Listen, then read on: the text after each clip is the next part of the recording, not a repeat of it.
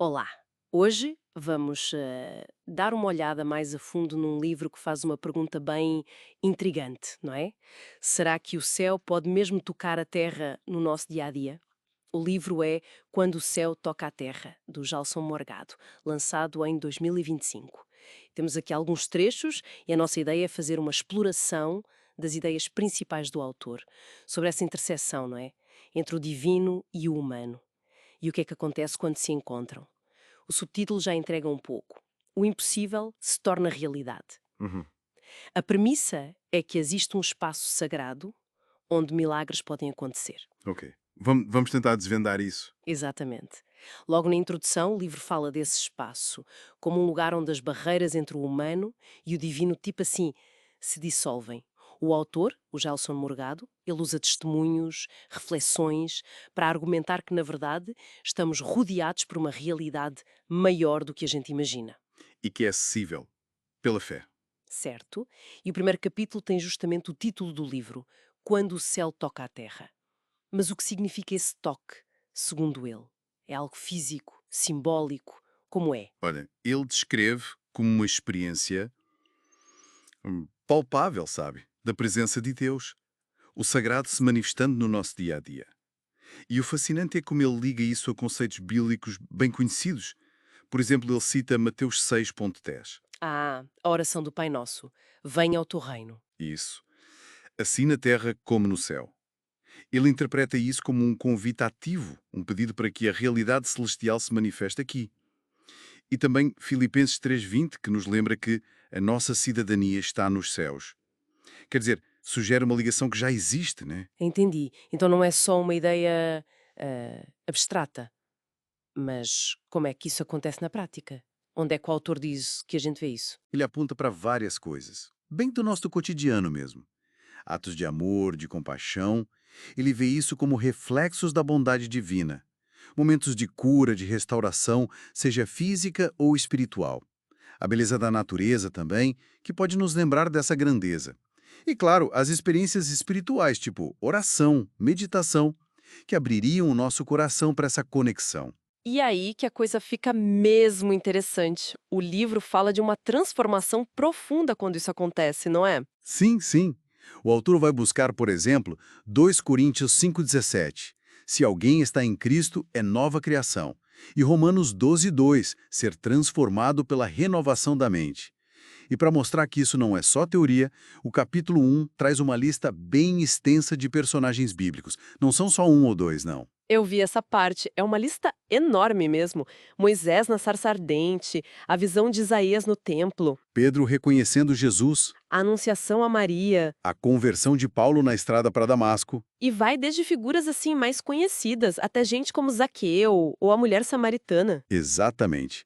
E ainda tem o sonho de Jacó com a escada, o anúncio aos pais de Sansão, Elias e o sussurro, o centurião na cruz, o chamado de Samuel, as visões de Daniel, Estevão sendo apedrejado, a ressurreição de Lázaro, Maria Madalena, até os momentos de adoração do rei Davi.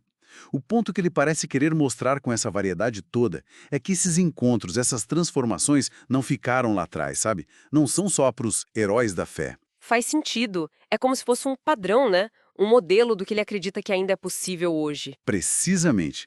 A ideia central é que esse convite à conexão é para todos, é atual. E é aí que entra o capítulo 2, Manifestação do Céu na Terra. Aqui o foco muda um pouco. Vai mais para os ensinamentos de Jesus, como se fosse um guia prático para viver essa conexão. E quais ensinamentos ele destaca mais? Imagino que a ideia do reino de Deus seja central, né? Sem dúvida. Aquela frase de Lucas 17:21, o reino de Deus está entre vós, é fundamental. A ideia de que essa presença divina não é só algo futuro, lá no céu, mas já está aqui, agora. E outros pontos importantes, o chamado para sermos a luz do mundo, em Mateus 5, ou seja, refletir essa luz nas nossas ações. O poder da fé que move montanhas, lá em Mateus 17, o convite ao consolo divino em Mateus 11, a importância central do amor, em João 13, a oração, claro, especialmente o Pai Nosso, como forma de pedir essa vinda do reino. E as parábolas, tipo a do semeador, que mostra como a nossa receptividade é crucial. E tem também a parte do cuidado com os outros, né? Lembro de Mateus 25 sobre servir aos necessitados e as promessas de paz e alegria que estão em João, certo? Exatamente, isso mesmo. Ele conecta tudo isso.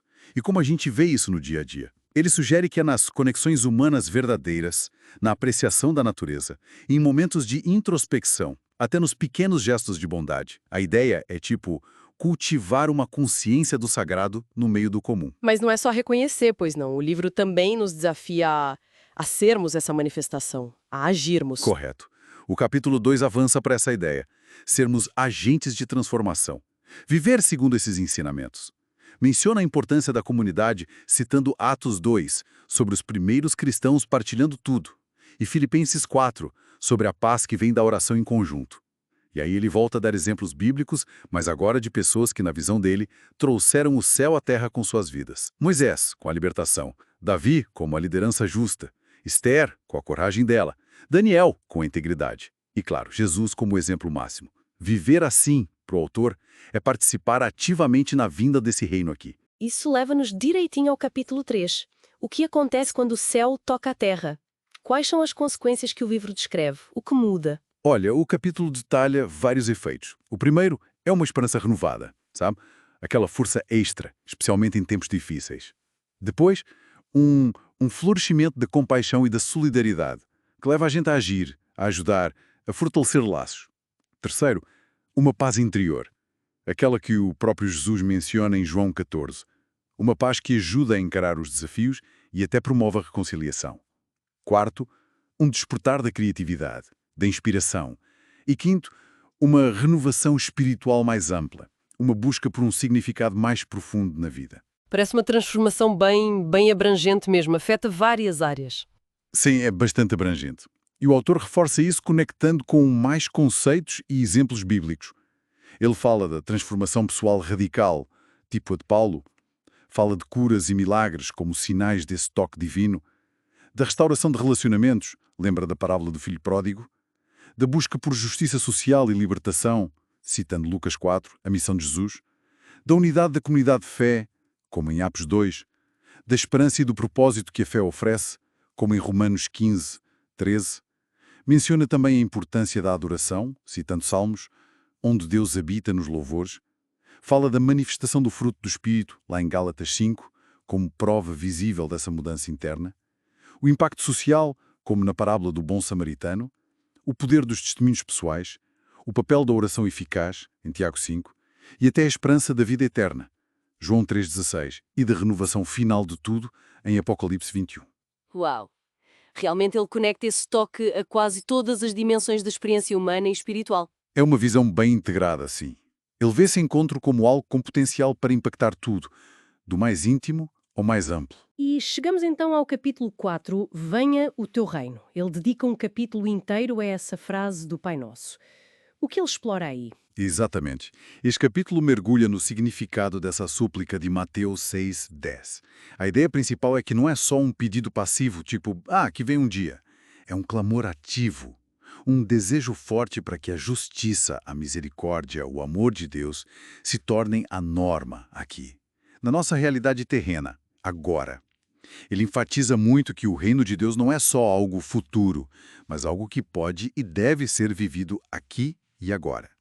Começa com uma mudança interna, claro, mas tem que se manifestar em ações. E como é que o reino se manifesta então, segundo este capítulo? Quais são as formas práticas? Bem, ele destaca algumas coisas. Primeiro, através do amor incondicional, aquele que derruba barreiras, preconceitos, indiferença. Segundo, através da busca ativa pela justiça. Ele volta a citar Isaías 61, trazer boas novas aos pobres, curar os quebrantados de coração. Terceiro, através da paz interior que Jesus oferece, aquela de João 14, 27. E quarto, até mesmo através da criatividade e da inovação, vistas como dons de Deus para melhorar o mundo. No fundo, orar, venha o teu reino, é também um ato de rendição pessoal ao propósito de Deus para o mundo e para a nossa vida. Interessante essa conexão com a criatividade. E o capítulo também aborda o poder sobrenatural de Deus associado a esse reino, certo? Sim, sim.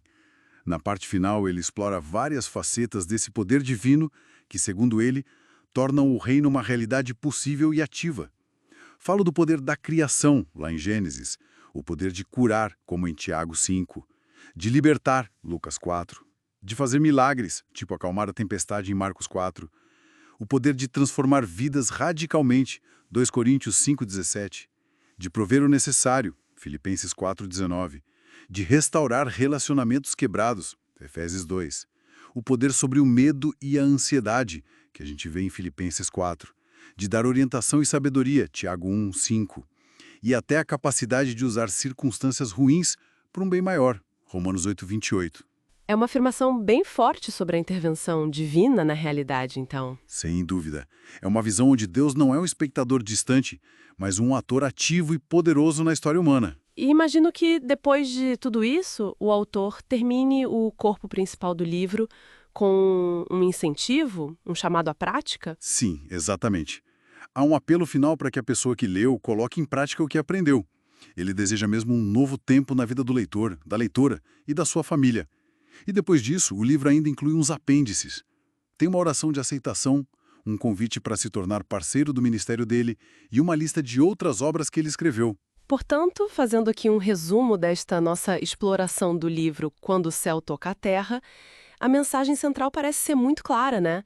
É essa visão de que o divino pode interagir ativamente com a nossa realidade cotidiana e que esse encontro, que o autor diz ser acessível pela fé e que se expressa em amor, em comunidade, em ação, promete transformação, esperança, um propósito renovado, tudo meio que encapsulado naquela oração: Venha ao teu reino. Exato. É essa a grande ideia. E talvez partindo de tudo isso que o Jailson Morgado explora no livro, fique uma questão para quem nos ouve refletir, né? Considerando todas essas formas, grandes e pequenas, que ele descreve de como o céu pode tocar a terra, que pequeno gesto intencional, por mais simples que pareça, poderia alguém realizar hoje? Algo para convidar ativamente essa possibilidade de transformação para a sua própria vida ou talvez para a sua comunidade. Algo que semeie um pouquinho mais daquela esperança, daquela compaixão ou daquela paz que o autor tanto fala. Fica